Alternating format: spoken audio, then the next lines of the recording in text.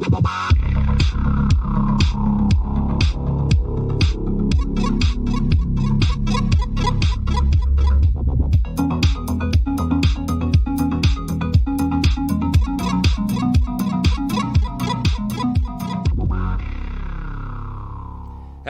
and welcome to the Unlucky Frog Gaming Podcast. You are joined by two of your usual hosts here, Josh Hartley and Tom Mannering. How are we doing again, Tom, this fine week? I am so good. Never been better. Tom, as this is audio only, Tom, for the benefit of you listeners, is sporting a very nice Christmas jumper. I have a Pickle Rickmas. Very, very good. I need to up my Christmas jumper game. All my Christmas jumpers are actually at my mum and dad's. So. Well, it is almost the season. I'm largely wearing this because I was cold. Okay. And it's about the only jumper I own. Fair enough. When does Christmas start for you? Like, when is it, in your mind, acceptable? 1st of December is acceptable. Okay. I have two neighbours at the moment that have full-on lights in their windows, Christmas trees up, the full shebang. And this actually came in on the 15th of November because I noted the date when I saw it. Wow. And I was like, if I were a younger, more rebellious man, you would have a brick through the window out of principle. It's a little harsh. As I say, younger, more rebellious man. Not. I know it's more like Americans basically start as soon as Thanksgiving is over. So I think that I've noticed significantly more people on social media getting Christmassy, and I think it's for that reason. Also, as an aside, just dear retail industry, please stop trying to make Black Friday a thing in the UK. It is not a thing. Stop it now. Yours sincerely, Josh Hartley. I think what I find quite funny about that is a lot of places are doing Black Friday, and I'm going to do finger quotes even though the audience can't see it, but they're doing it for like a week. And I'm like, well, that's not Black Friday then. That's Black Week, which is a very different thing, Yeah. I mean, like, I'm not being weird about this though. This literally just came out of nowhere in the UK like a few years ago. Yeah. And now we're just supposed to accept that this is a thing because, like, absolutely ages ago, it was like 1st of January. That's when the sales started, and then that got pushed back to Boxing Day.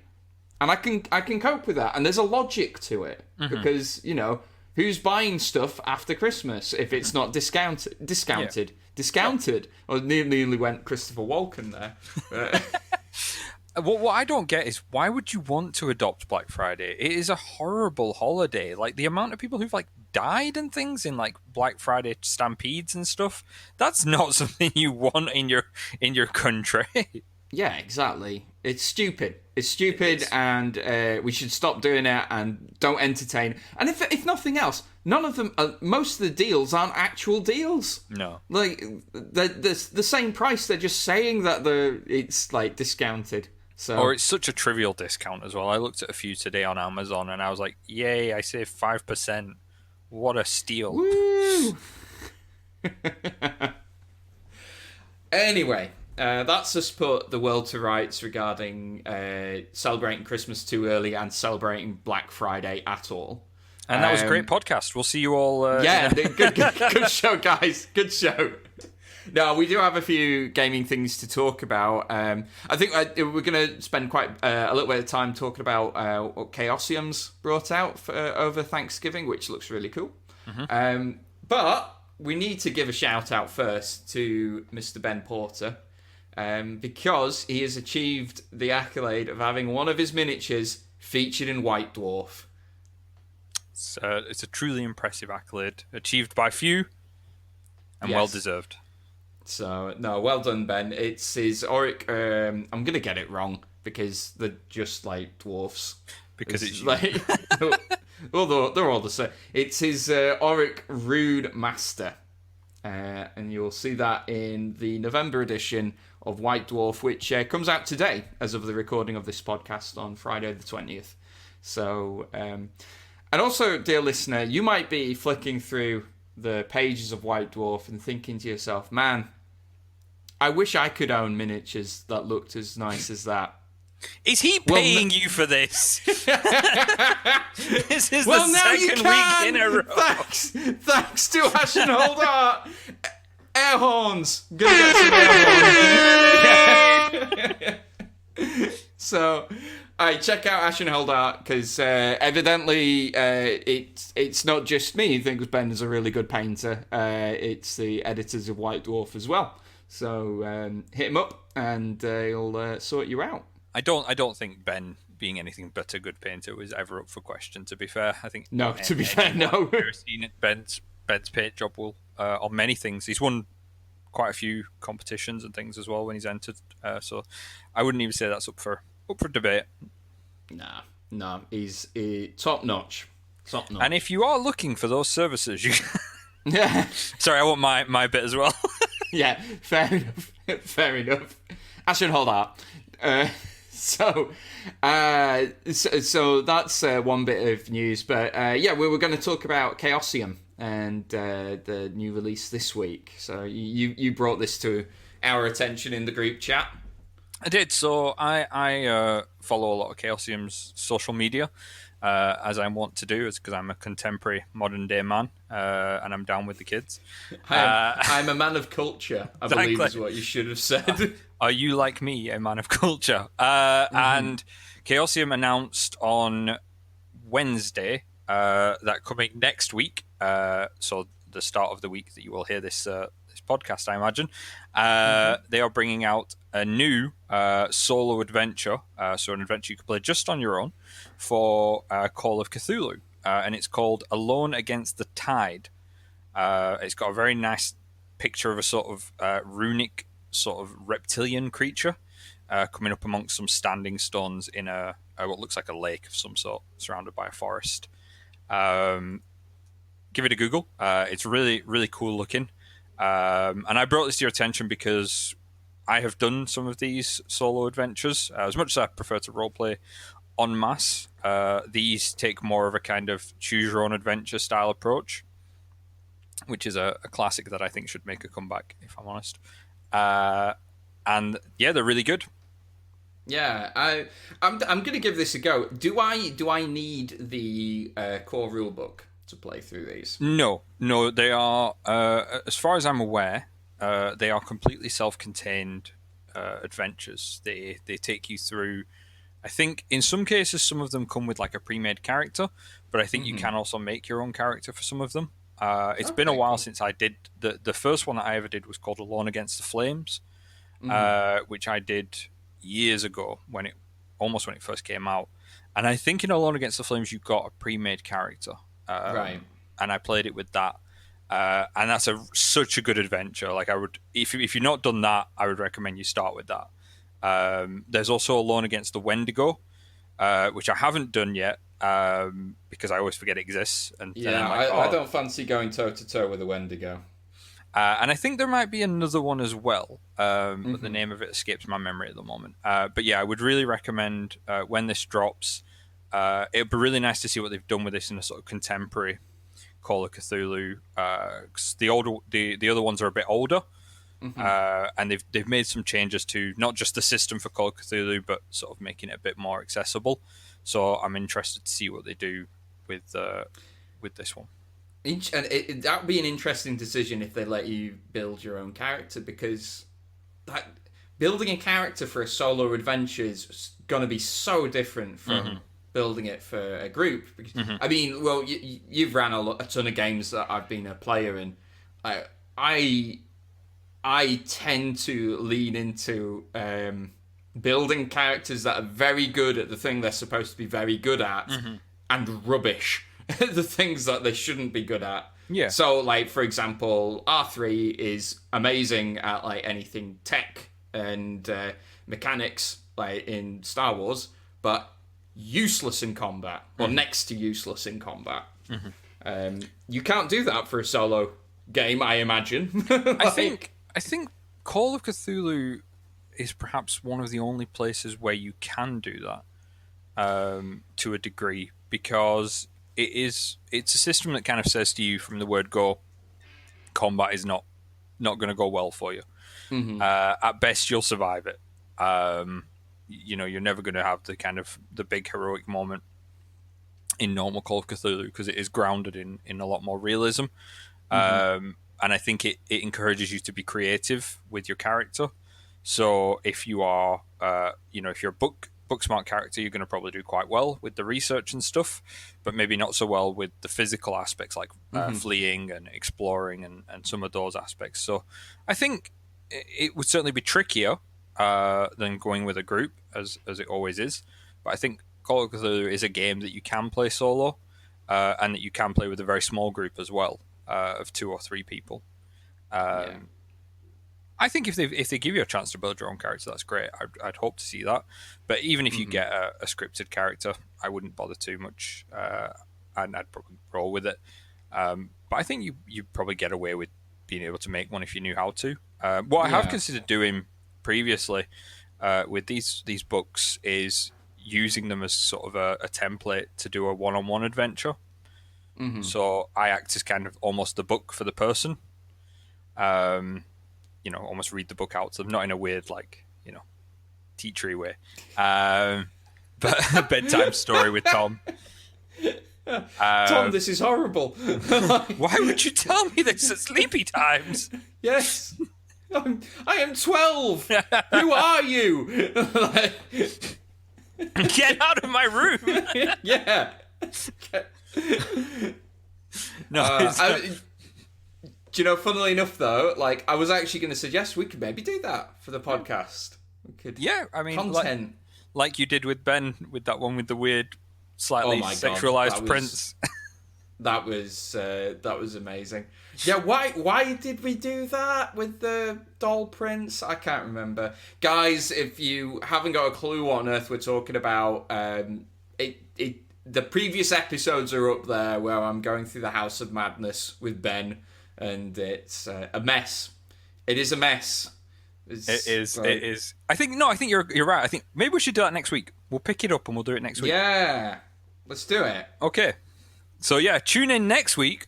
Yes, we're just decided. We've just decided we're going to do this. How long do they typically take to play through? We'll probably need to do a couple of episodes on it. I think they usually take about half an hour to an hour, depending on how quick you read and how quickly you move through it, or how quickly you die. I've got you on this. Because I know the first time I ever did Alone Against the Flames, I do vividly remember dying very quickly in it. Okay. I made a decision that I thought was pretty rational and just died, and I was like, okay then. That's just the way with choose your own adventure books, though. You go okay, so I'll go through the door, turn to page 97, and no, I don't go through the door.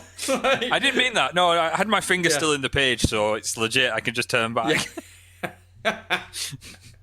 I used to love them back in the day. I had I borrowed it from the library, an Asterix one, which is good fun.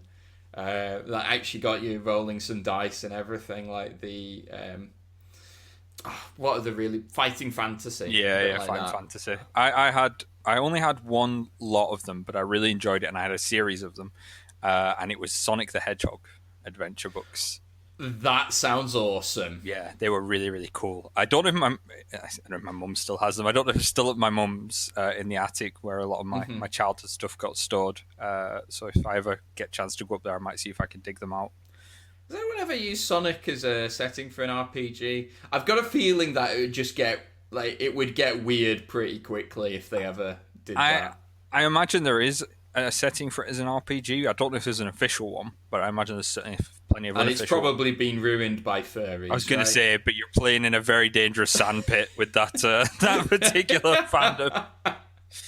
I know. I love the Sonic games, even the modern ones. I've picked up the modern Sonic computer games, and people have seen me playing them, and there's an immediate sort of judgment against you that you're clearly part of that scene, and I'm not part of that scene. I grew up playing Sonic games. I appreciate them for what they are. Like everyone in game looking at you like you're buying pornography, like silently judging you. Look at that sick son of a gun. The 2D ones are awesome. In fact, I keep meaning to pick up Sonic Mania because that's, by all accounts, meant to be really good.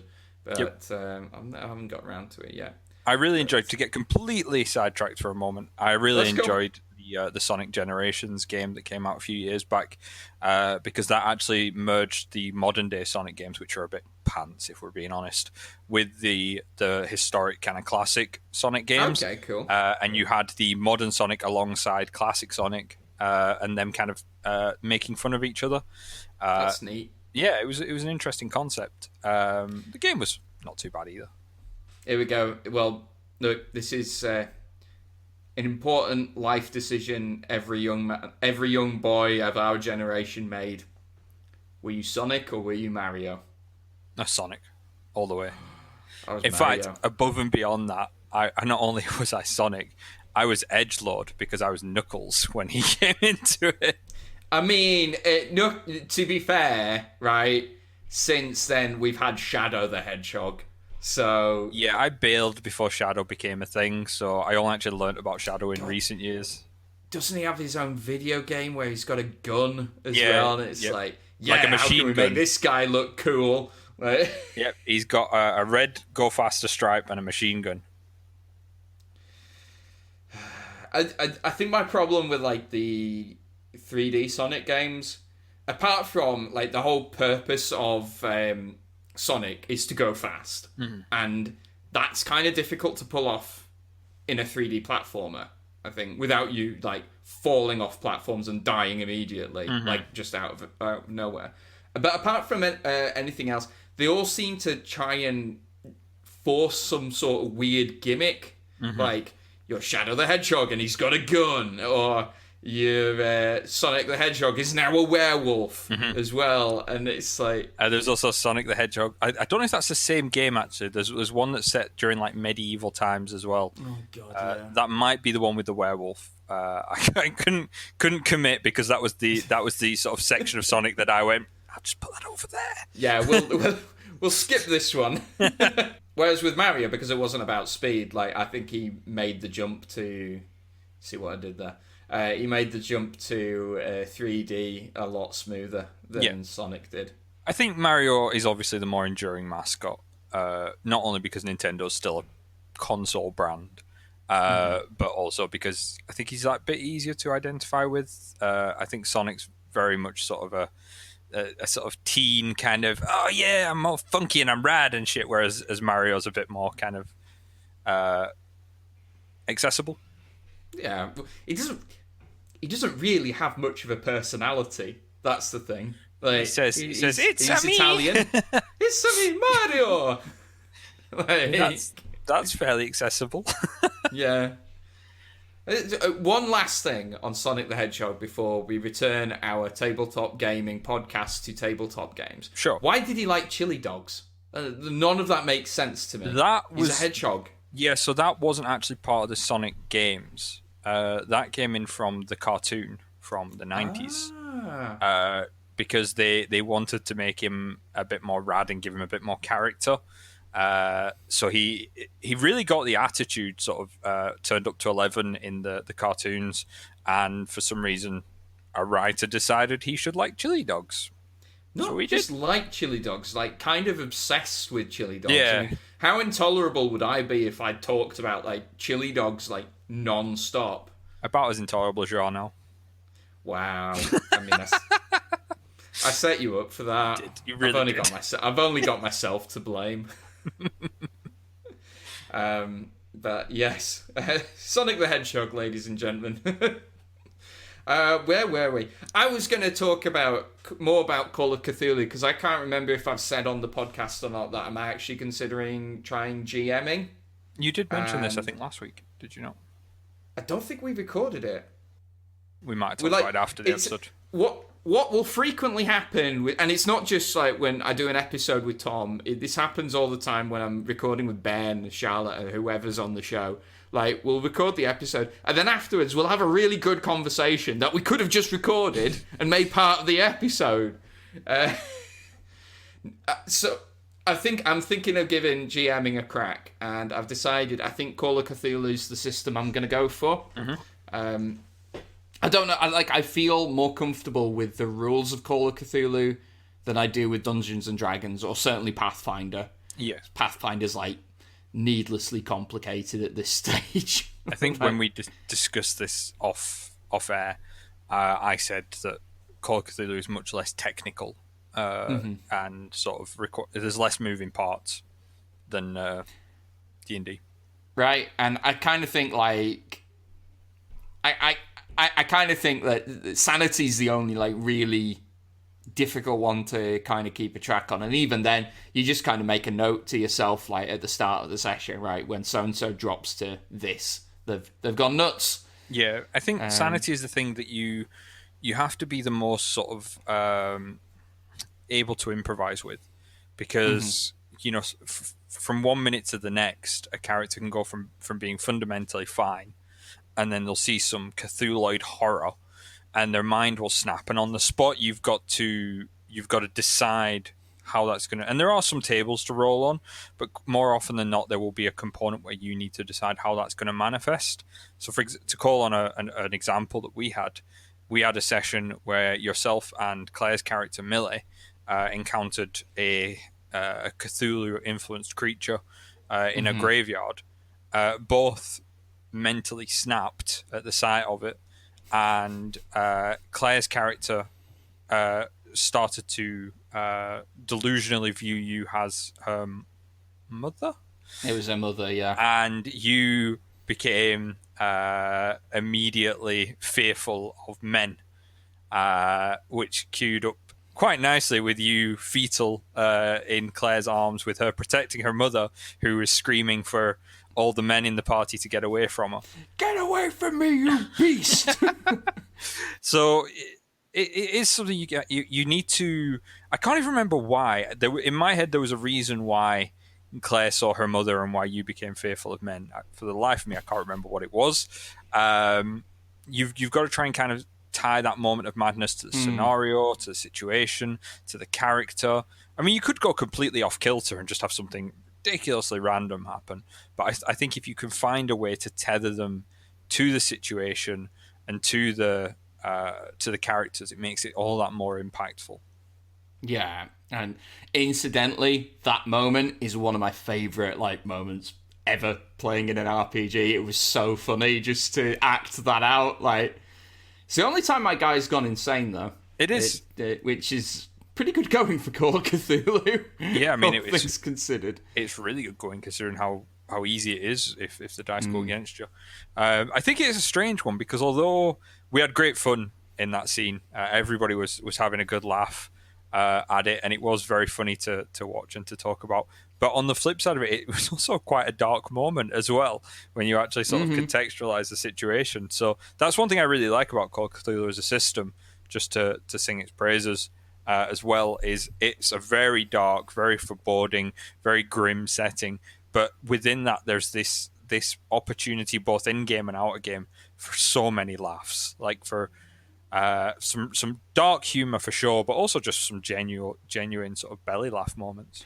Well, I think it's true. I think is it Sam Raimi who said there's a very fine line between horror and comedy, and you can cross it very easily. So I think it does lend itself to that, and that's there's a ton of reasons why I'm thinking of dipping my toes into the GM lake with Call of Cthulhu, and that's another reason, right? I really enjoy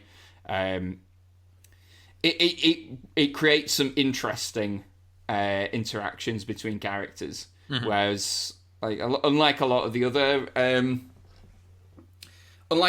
other systems that I've tried, they do tend to be very combat focused. I mean, let's face it, Dungeons and Dragons at its core was a combat simulator, when it first started.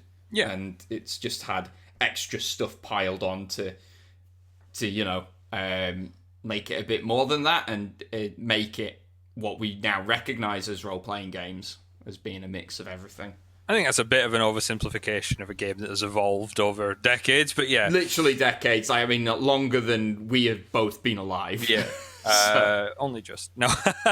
I think D&D, as you're right, started off as a combat, a map based, hack and slasher essentially, and it has very slowly evolved. And I think it's only in the most recent editions, really, and I actually ignore fourth edition because fourth edition was terrible. For that context, fourth edition was just a combat. It went backwards really badly.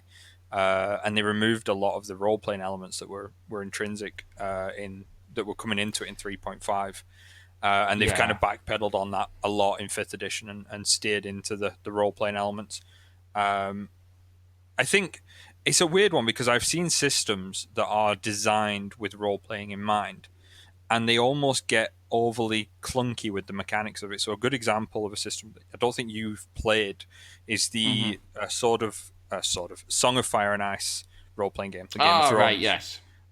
Really interesting system. It's got some really good aspects to it, but a lot of its role-playing is mechanized. Has sort of systems to make it work. So if you want to have a conversation with someone, there's a whole what is called social combat.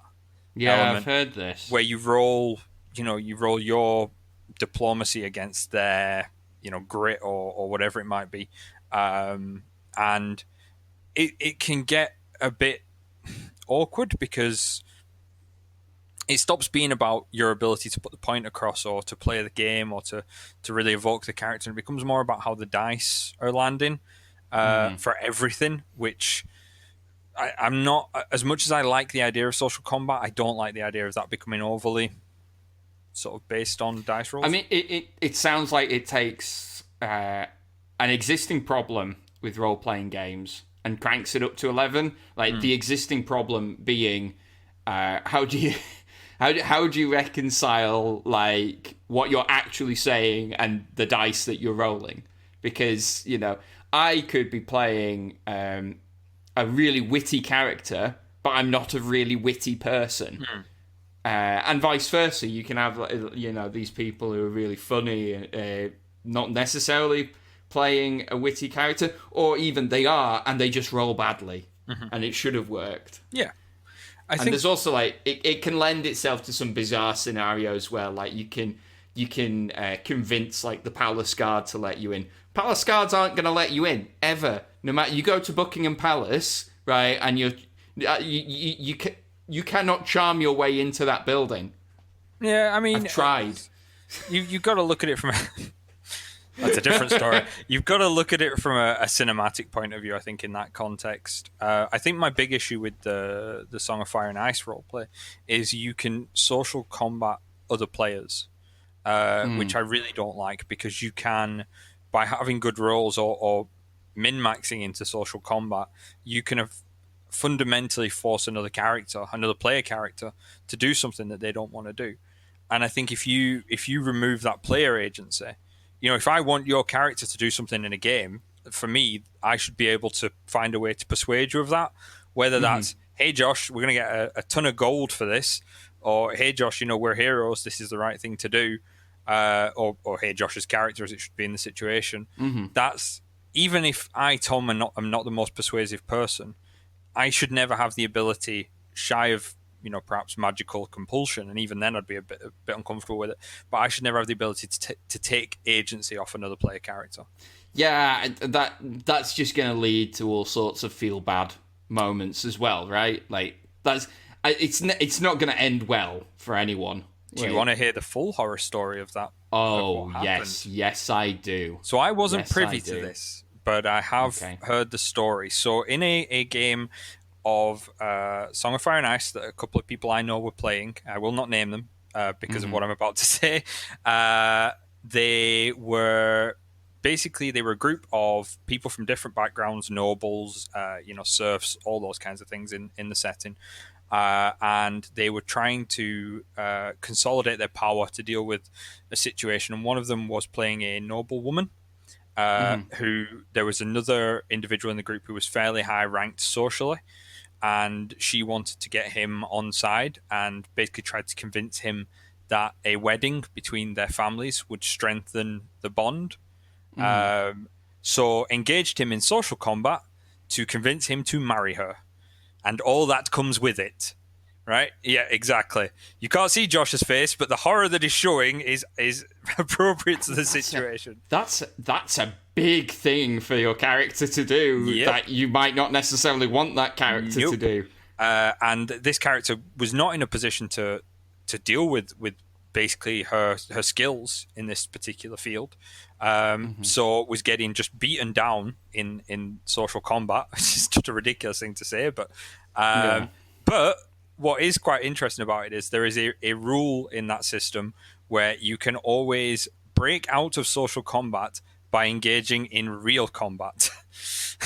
So you can basically rage quit the conversation in game, which is exactly what he did. Where she was basically he had no other sort of recourse. His options were flee the situation completely, just flee the castle or whatever. Just sort of give in to the pressure she was putting on him, or just start flipping tables. And I think he went for the latter. And I mean, I kind of feel like at some point during this, like, someone should have just said, right, guys, out of character here. This is getting a bit weird now. Like, yeah, I said similar when I heard that story. I was like, and who let that go on and didn't say, yo, this is weird?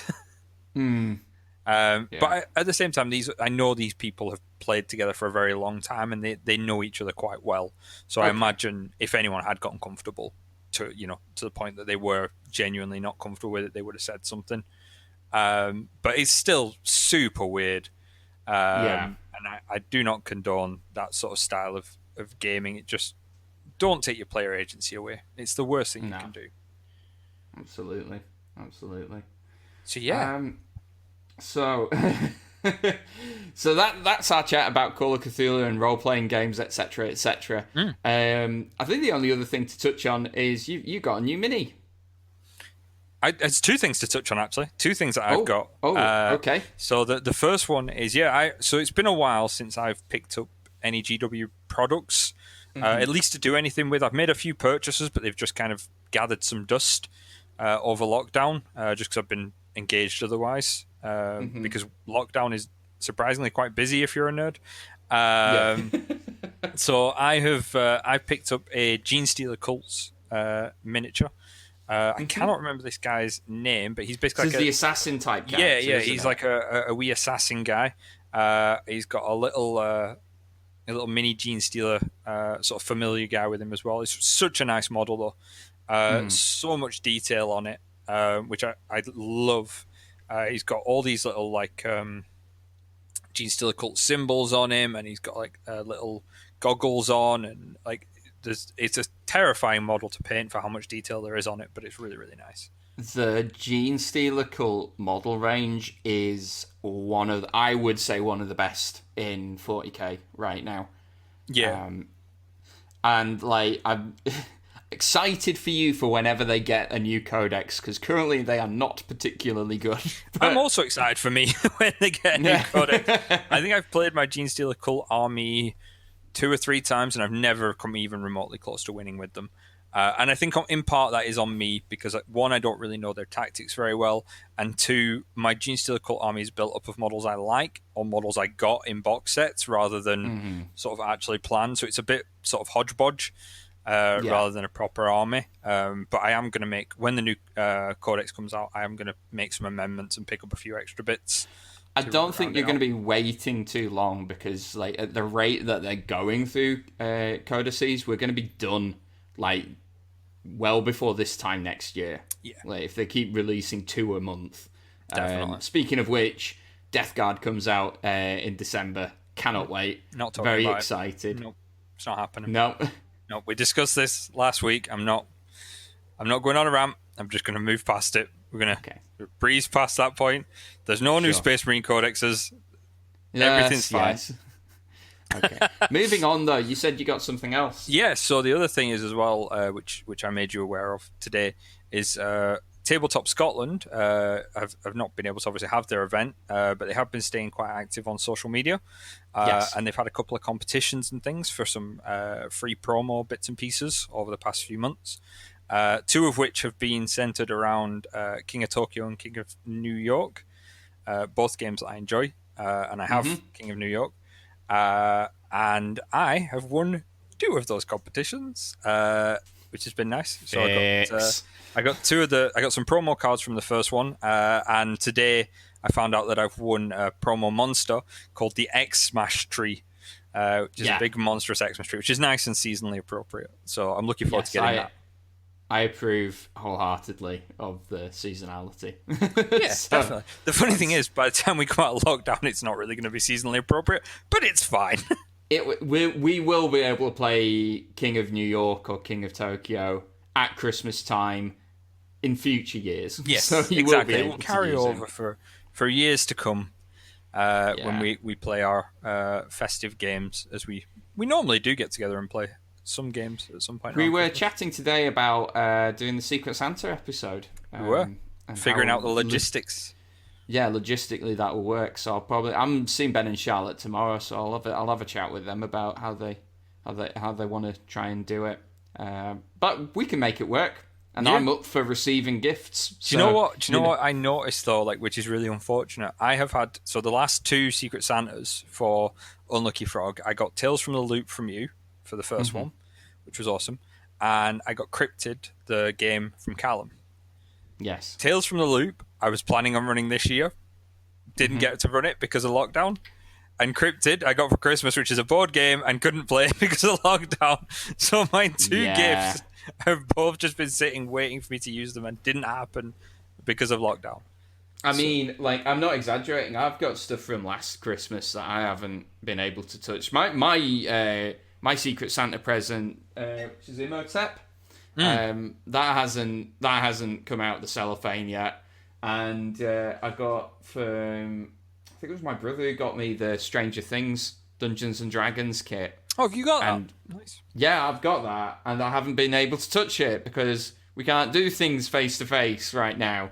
So it's annoying. Yeah. But on the upside, though, you have a nice Demogorgon miniature, so you know. I do have a nice mini, so that makes it all worthwhile.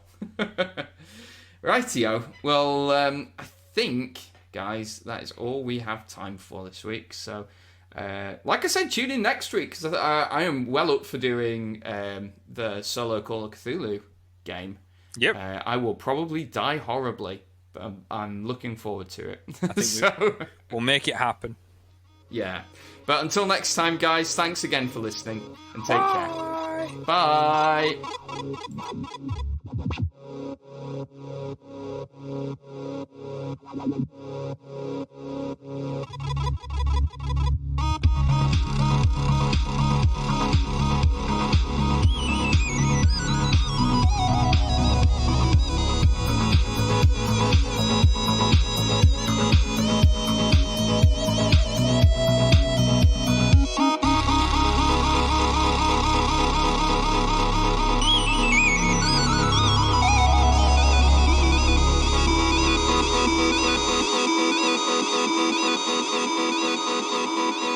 Thank you.